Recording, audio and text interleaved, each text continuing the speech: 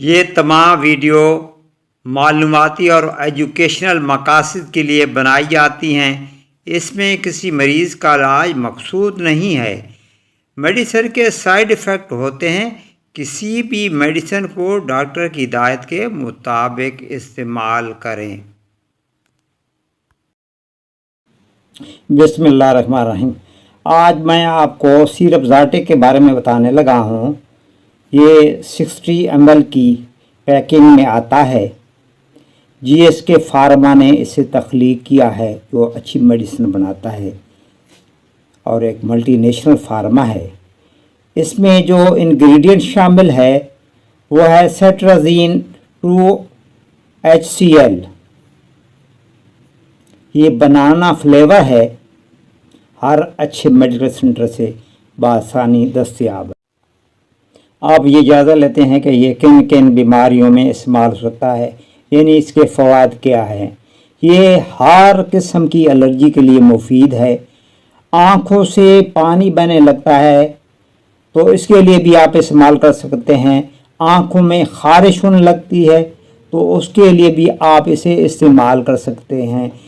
چھینک جو کہ ایک الرجی ہی ہے، اس میں بھی آپ اسے استعمال کر سکتے ہیں۔ سکن پر آپ کو خارش شروع ہو جاتی ہے اور ریشز بن جاتے ہیں تو اس کے لیے بھی آپ اس کا استعمال کر سکتے ہیں۔ اگر آپ کو سکیبز ہے اور اس کی وجہ سے خارش ہو رہی ہے تو اس میں بھی آپ اس سے استعمال کر سکتے ہیں۔ نزلہ زکام کی وجہ سے آپ کی ناک بہنے لگتی ہے تو اس کے لیے بھی آپ اسے استعمال میں لا سکتے ہیں۔